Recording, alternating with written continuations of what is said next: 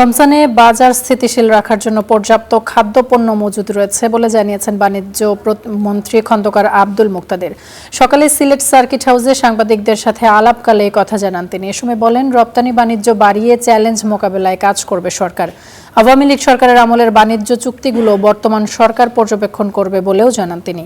দেশে বিনিয়োগ সহায়ক পরিবেশ তৈরির পাশাপাশি আন্তঃদেশীয় বাণিজ্যের বৈশ্বিক স্থবিরতা কাটাতেও সরকার কাজ করবে বলে জানান বাণিজ্য মন্ত্রী খন্দকার আব্দুল মুক্তাদির।